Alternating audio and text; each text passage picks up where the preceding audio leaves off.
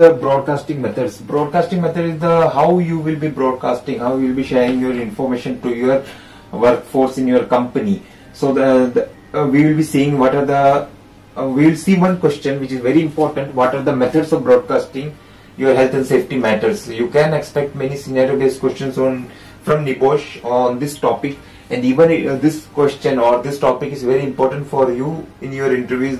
Even sometimes most of the interviewers, they used to ask these questions: what are the methods of broadcasting in a company? So the first one is the notice board, very important method.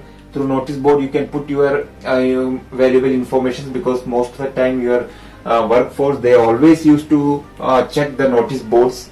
So I have even noticed personally the people almost there everyone used to check the notice board in the company. So it is very important method. The second is through posters and films. You can use some short films, posters to aware your people about the health and safety matters. The advantages are also there, like it is very language free method. It is very simple.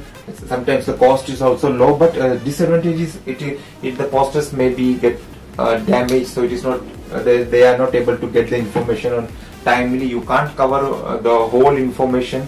There might not be any feedbacks, and also that is possibly the disadvantages of the using the posters. The third is the TBT, toolbox talks. It is conducted in the company. Toolbox talks, the short information, health and safety related, the work procedures, all the details which is conveyed to your workforce before starting off any work. So that is a very important tool to broadcast the health and safety matters. And the digital media and internet, which includes all the mobiles, apps and all. Even you can say these days the WhatsApp, which is coming in the digital media, very good method to broadcast the health and safety matters. For example, even in our company we are using the WhatsApp groups to communicate between different departments, between the people, so to share the information. So very important. Second last is memo, email. You know, there's no need to explain. Then the last one is worker handbooks. All people are provided handbooks in the companies, which shows their personal information, which shows the company policies, procedures, all their informations, what all trainings they are provided, what all the rules and regulations they have to follow. So through that also you can broadcast the health and safety matters. So these are the different methods of broadcasting health and safety matters in the company. Discussing about the consultation, we know we have already discussed in some few slides before what is the difference between the consultation and information, but I will explain it to you again.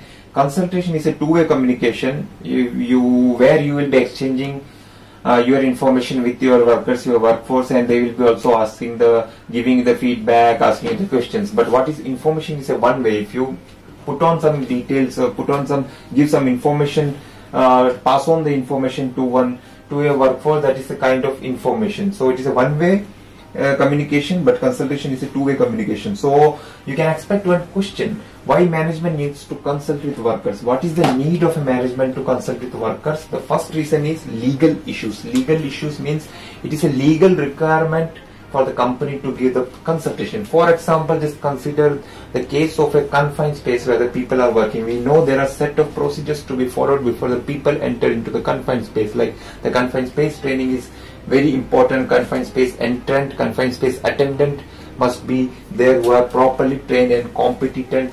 There must be a proper entry in, entry out, checkout registers are there, training, proper PPs, everything is there, gas testing is there. So what is there? So it is a mode of consultation through which the management or the health and safety persons have to consult with their people. They have to give the TBT, they have to provide the trainings, they have to make sure that people knows what to do in case of emergency. So what will happen? Why it is a legal reason? Because if something happens, then the health and safety people, the management people will be in trouble, because it is their responsibility, their legal or what we can say the social responsibility to provide the consultations to the worker. If they haven't provided, the case can be registered against the persons.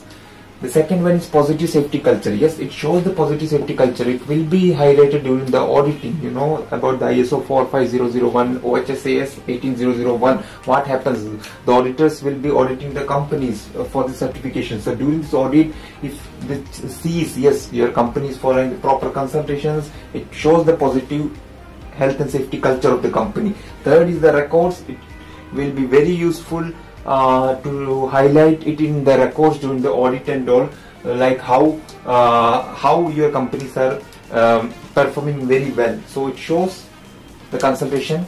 These are the reasons the management needs to consult with the workers. Training means it is how you can practice the knowledge and increase the skills of your people in a safe environment. That is training. So in training we will be seeing how what are the different training opportunities and all we will be seeing, but before that we will be seeing a very important question: how management can ensure the safety committee meetings are effectively conducted. So how can management make sure from their side that all the safety committee meetings which is conducted in your company are effectively conducted? So the first is the management participation, which is very important. Management participation is very must for the safety committee meetings, because you know what is management. Management is the top commitment will be coming from the management only. So obviously the top management people must participate. Second is proper agenda. There must be proper agenda for the meetings. It shouldn't be like if they are conducting it for someone's sake. No, they must have proper agenda. If any accident happen, they have to make an agenda on that and they have to conduct the meeting. Subject not deviated means sometimes happens. For example, again I will come to the accident rates. If they wanted to decrease the accident rates in their company, in the organization, then you have to focus on that subject. Not during that subject you can't deviate from that subject and get into other subjects. Minutes of meeting is very important. What is minutes of meeting? After any meetings are finished, what the summarized version of the meetings, what were the topics discussed and what is the final conclusion, everything must be included in the minutes of meeting, and it must be put on the notice boards and also it will be very good. The other people will also come to know how your management is working positively. No cancellation. There shouldn't be any cancellation of the safety committee meetings. It has to be given prior importance on other commitments. Pressure to conduct meetings regularly. There must be proper pressure put on by the management to the others to conduct the safety committee meetings. It shouldn't be like, okay, if you wanted to do, if you don't wanted to, no. It should be a proper pressure must be there from the management to conduct safety committee meetings based safety committee meetings the weekly, monthly, like how they wanted to conduct. So it must be properly conducted.